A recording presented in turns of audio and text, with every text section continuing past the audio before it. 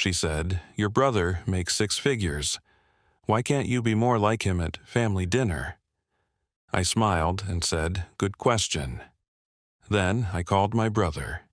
He drove 3 hours to tell her exactly why he'd never date someone like her. Her silence was deafening.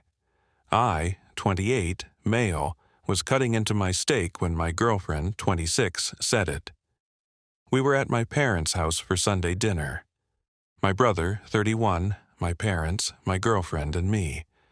She'd been living in my apartment for 8 months, rent-free, because her freelance graphic design career was building momentum. My brother had just mentioned getting promoted to senior software architect, making $140,000 now. Good for him. He earned it. My girlfriend set down her wine glass. "Third one tonight. Look directly at me. Your brother makes 6 figures. Why can't you be more like him?" The entire table froze. My mom's fork stopped midair. My dad's eyes went wide. My brother looked like he'd been slapped. I put down my knife and fork very carefully, smiled. "Good question." Pulled out my phone, called my brother. Even though he was sitting 6 FT away, he looked confused but answered, Yeah. My girlfriend wants to know why I can't be more like you. Can you tell everyone here why you'd never date someone like her? What are you? Seriously, answer the question. Why would you never date her? The table exploded with shocked noises. My girlfriend's face went from confused to horrified. "What the hell are you doing?" she hissed. My brother stared at her, then at me. Something clicked in his eyes. "You really want me to answer that in detail? Please." He set his phone down, leaned back in his chair, looked directly at my girlfriend. Because I'd never date someone who hasn't paid a single dollar in rent for 8 months, who works maybe 10 hours a week, but calls it a career, who spent $900 of my brother's money last week on a girls' weekend while he ate ramen. My girlfriend's face went bright red. "How do you?" Because he tells me everything, every time you spend his rent money on brunch, every time you forget your wallet, every time you make him feel small for having a normal job, that's private. Not when you humiliate him at our parents' dinner table. My brother stood up, tall, imposing. "You want to know why he can't be more like me? Because I'd never let someone use me as a wallet while treating me like I'm worthless. I don't use him." "Really?" My brother pulled out his phone, started scrolling. "September through now, he spent $22,400 on you. Rent, food, your car insurance, your phone bill, your credit card payments, that trip to the resort, the spa days, the stop, that's $2,800 a month on someone who contributes nothing and apparently thinks he's inferior." My girlfriend looked around the table desperately. "This is insane. I love him." "You love his bank account," my brother said flatly. "There's a difference." She turned to me. "You're just going to let him attack me?" "You attacked me first. He's just finishing it." "I didn't attack. You?" "I asked a question. You compared me to my brother like I'm defective." At my parents' table in front of my family, my mom finally spoke. "Honey, I think you should leave." My girlfriend's mouth dropped open. "What?" "You heard her?" my dad said quietly. "You should go. I came with him." She pointed at me. "Then you should call a ride," I said, "because I'm staying for dessert." She stared at me, then started crying. The ugly mascara running kind. "You're breaking up with me here. You disrespected me here seems fitting. This is cruel. What's cruel is 8 months of you treating my apartment like a free hotel, while complaining I don't make enough." She grabbed her purse, looked around for someone, anyone, to take her side, found no one. "Your whole family is toxic." She stormed toward the door, stopped, spun around, and for your information, I've been talking to someone else anyway. Someone who actually has ambition. My brother laughed. Actually laughed. And there it is. She slammed the door so hard a picture frame fell off the wall. We sat in silence for about 10 seconds. Then my mom said, "Well, that happened." My brother looked at me. "You okay?" "Yeah, actually.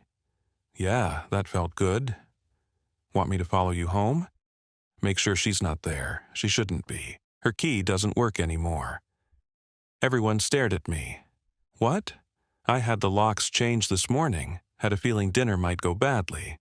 My brother grinned. That's my little brother.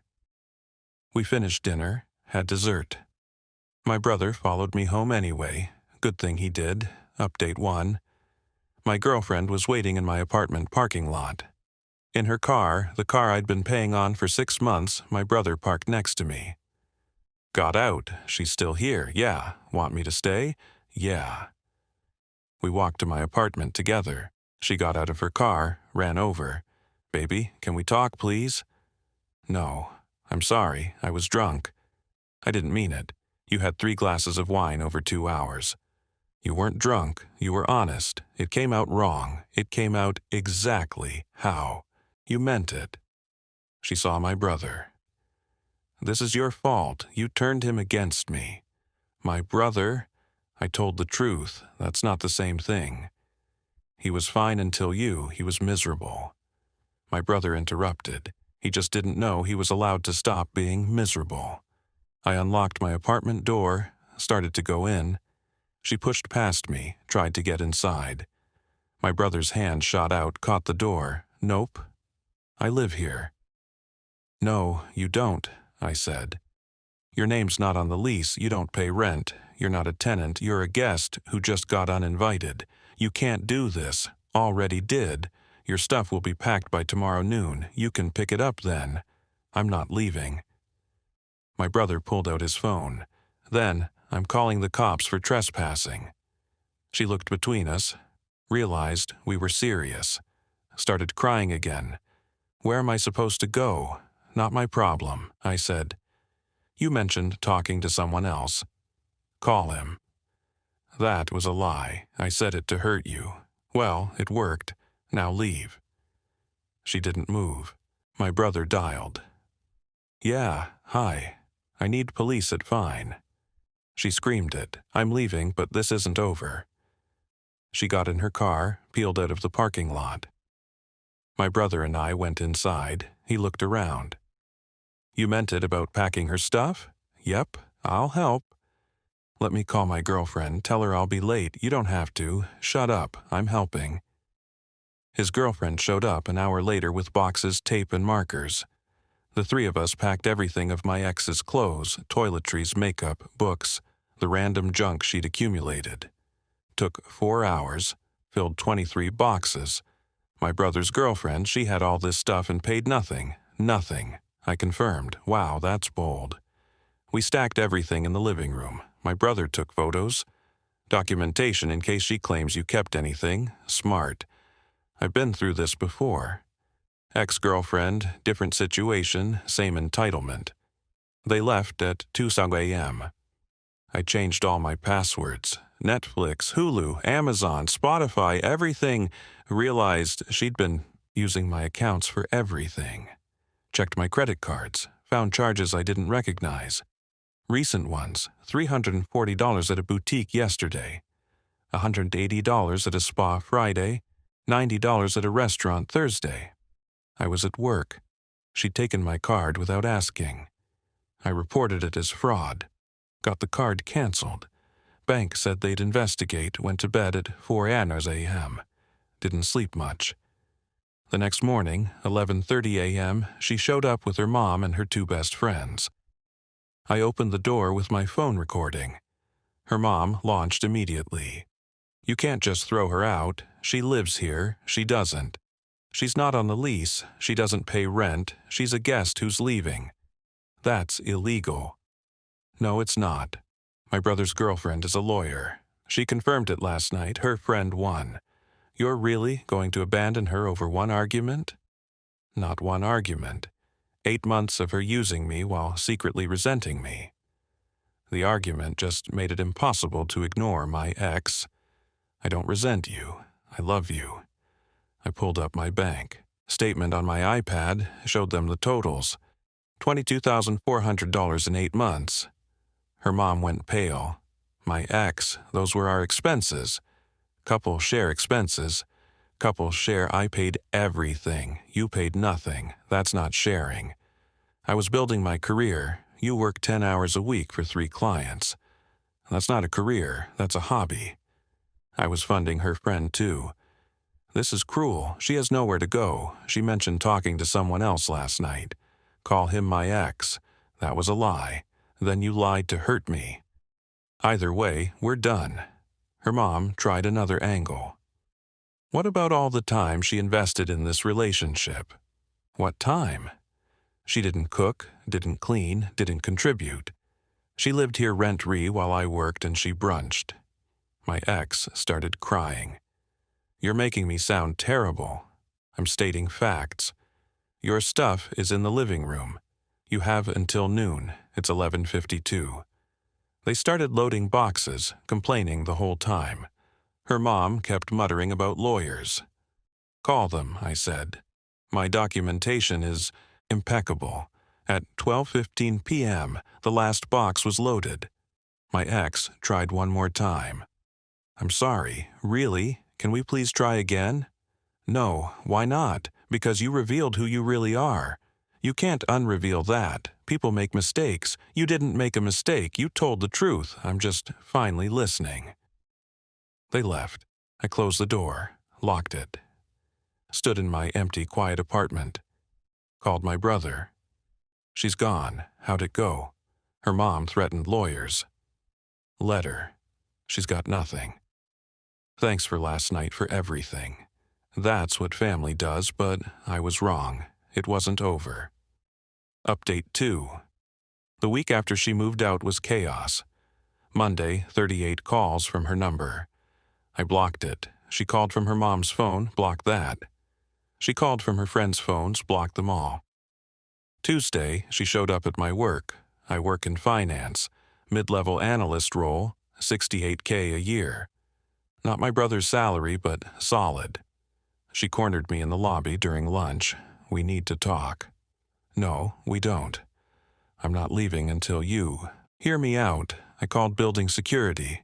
They escorted her out. She screamed the whole way.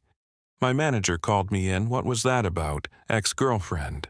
We broke up. She's not handling it well. Is this going to be a problem? No, I'll handle it. See that you do? Great. Now my job was involved. Wednesday, she started posting on social media. Long posts about financial abuse and narcissistic exes and being abandoned when you need someone most. Didn't name me, but everyone knew. Comments poured in supporting her. People I'd never met calling me trash. My brother saw it. You want me to respond? No, let her dig her own grave. You sure? Yeah. People who know us know the truth. Thursday, her mom called my mom. My mom called me after. Her mother is insane. What did she say? That you financially abused her daughter? That you trapped her with promises, then threw her out? That you owe her for wasted time? What did you say? I told her the truth, that her daughter lived rent-free, worked barely at all, spent your money like water, then humiliated you at dinner. She didn't like that. I'm sorry she involved you, don't be. I've dealt with worse, but heads up, she mentioned lawyers again. Friday, I got served. A process server showed up at my apartment, handed me papers. She was suing me for $20,400 in funds fraudulently obtained, $8,000 in promised financial support, $5,000 emotional distress, return of all gifts purchased during relationship, $3,000 for belongings wrongfully kept. Total $38,400 plus all gifts. I called my brother. She's suing me. For what? I read the list. He was quiet for a second then. Oh, she really screwed up. How? She just gave you legal grounds to destroy her. And I mean destroy. Call my girlfriend. She'll handle this pro bono. This is her favorite kind of case. I called her. She laughed when I read the complaint. This is the dumbest lawsuit I've seen in years. Don't worry. We're countersuing for twice as much and we'll win for what? Fraud, theft, unjust, enrichment, and emotional distress. Plus, that credit card fraud from the charges you reported. The credit card thing? Bank confirmed 3 charges made while you were provably at work. That's felony fraud. She's looking at criminal charges if she pushes this. Holy hell. Yeah, she really should have left well enough alone. My brother's girlfriend, my new lawyer, drafted a response that was brutal. Counterclaim for $22,400 in unjust enrichment. All money spent on her. $4,800 in theft. Unauthorized credit card charges with bank records. $10,000 emotional distress. $5,000 in legal fees. Criminal complaint for credit card fraud. Total $42,200, plus criminal charges. The response included bank statements showing every dollar I spent on her, lease showing she wasn't a tenant, photos of all her belongings being returned, bank's fraud investigation results, text messages where she admitted not paying rent, surveillance footage of her screaming at my workplace. It was filed Monday morning. Her lawyer called my lawyer Tuesday afternoon. My client wants to drop the suit. Too late. We're proceeding with the counterclaim and criminal complaint. That's excessive. Your client committed fraud and filed a frivolous lawsuit. This is proportional. She's willing to drop everything. We're not. See you in court. Wednesday, my ex showed up at my apartment building. 3 hours a.m. drunk, pounding on the lobby door. Security called me. Sir, your ex-girlfriend is here. She's intoxicated and refusing to leave. Call the police. They did. She got arrested for public intoxication and trespassing. Spent the night in jail. Her mom bailed her out Thursday morning. Called me screaming. You had her arrested. I had security call the police when she showed up drunk and wouldn't leave. That's not on me. She's distraught because of you. She filed a fraudulent lawsuit and committed credit card theft. She's distraught because she's facing consequences. Drop the charges? No. We'll fight you. Please do. Discovery will be fun. She hung up. Friday, preliminary hearing. My lawyer laid out everything. The judge reviewed the evidence. Miss, did you live in the defendant's apartment, Runtree? My ex, we were in a relationship. Partners don't charge rent. Judge, did you pay any household expenses? Silence. Answer the question. No. Did he use his credit card without permission on these 3 occasions? Judge held up the bank records. I thought yes or no. Yes. Judge looked at her lawyer. Your client committed fraud and is now suing her victim. Seriously? Her lawyer looked exhausted. Your Honor, she's going through emotional distress. Not an excuse. Counterclaim proceeds. Original suit is dismissed with prejudice. Next hearing in 30 days. Outside the courthouse, my ex's mom confronted me. You're destroying her. She destroyed herself. She loved you. She loved my money. There's a difference.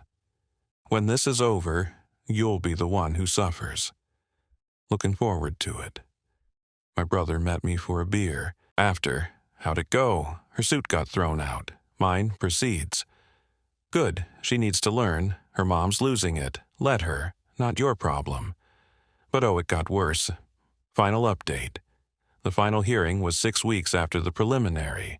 My ex showed up with a new lawyer. Expensive one her parents must have paid for. Didn't matter. My lawyer presented 87 pages of bank statements, time-stamped photos of all her belongings being returned, security footage from my workplace, security footage from my apartment building, credit card fraud investigation results, text messages going back months, social media posts she'd made attacking me. The new lawyer tried to argue she was entitled to compensation for services rendered as a girlfriend. Services like what? Lawyer? Emotional support? Companionship? Building a home together? Judge, that's called a relationship, not employment. Try again, lawyer. She invested time and energy. So did he. Plus, 22 of our $100. Does she have receipts for anything she spent on him? Silence. That's what I thought. Then came the credit card fraud evidence. Bank investigator testified. 3 charges made while I was probably at work. Security badge records confirmed I was in my office building. My ex tried to say I'd given her permission. Bank records showed she'd activated a new card set to my address, one I'd never activated. She'd stolen it from my mail and activated it herself. That's felony fraud. Judge's face went cold. Ma'am, do you understand you're admitting to federal crimes? Her lawyer jumped in. Your Honor, my client, be quiet. Judge looked at my ex. You stole a credit card from his mail, activated it without authorization, and used it for personal purchases. That's mail fraud and credit card fraud. Those are felonies. My ex started crying. I didn't think clearly. Does the plaintiff wish to press criminal charges? My lawyer looked at me. I nodded. Yes, Your Honor. Judge so noted. I'm referring this case to the district attorney. As for the civil matter, the defendant, he pointed at my ex, is ordered to pay the plaintiff $2,400 in restitution, $4,800 in theft, $5,000 in emotional distress, and $8,200 in legal fees. Total judgment, $4,400. If defendant fails to pay, plaintiff may seek wage garnishment or asset seizure. Court is adjourned. My ex collapsed in her chair. Her mom started screaming. Security removed her from the courtroom. Outside, my brother was waiting. He'd taken time off work to be there. How'd it go? $4,400 judgment plus criminal charges. Yeah, you okay? Honestly, I feel nothing, just relief. It's over. It's not over yet. She'll appeal. Let her. The evidence is airtight. She did try to appeal. It got rejected. The judgment stood. The criminal charges took longer. District attorney offered a plea deal. Plead guilty to 1 count of credit card fraud. Pay full restitution. 2 years probation. No jail time if she complied with everything. She took it. Had no choice. The $400 came in monthly payments of $350 for 30 months. First payment hit my account last week, but the best part, the consequences compounded. Her freelance graphic design career imploded. Client saw the public records. The fraud conviction dropped her. She had to get a regular job, retail, making $15. Her parents cut her off financially, told her to grow up. She's living with a roommate now. Tiny apartment, total opposite of my place she'd been freeloading in. Her social media never recovered. Once the court records went public, everyone who'd supported her turned. Comments on her posts went from "you deserve better" to "you committed fraud." She deleted everything, went dark. Her mom tried one last time to contact me. Left a voicemail. You've ruined her life. I hope you're satisfied. I didn't respond. My brother heard it. You know what's funny? What? She ruined her own life. You just stopped subsidizing it. True. As for me, the $4,400 is coming in monthly. Using it to rebuild my savings account she drained. My brother helped me get connected with a recruiter at his company. Different department, different role. Project coordinator position. Not his salary, but better. 79 curs starting next month. The Sunday dinner where everything exploded was 3 months ago. Feels like years. We still do Sunday dinners every week, just family now. No girlfriends until I'm sure. My mom makes jokes about it now. Remember when that awful girl asked why you couldn't be more like your brother? Mom, what? It's funny now you got $4,400 and a better job out of it. She's not wrong. My brother and I are closer than ever. He helped me through the legal stuff, the emotional stuff, everything. Last Sunday over dessert, my dad said something that stuck. You know why she asked why you couldn't be more like your brother? Why? Because she couldn't see you were already exactly like him. Strong, loyal, principled, you just needed a reason to show it. My brother raised his glass to my little brother, who finally stopped letting people walk all over him. We clinked glasses. My mom, and to never bringing someone like that to dinner again. Agreed. The girl who compared me to my brother is now paying me $1,350 a month for the next 2 years, has a fraud conviction on her record, lost her career, and lives in a tiny apartment with a roommate. My brother drove 3 hours that night to defend me.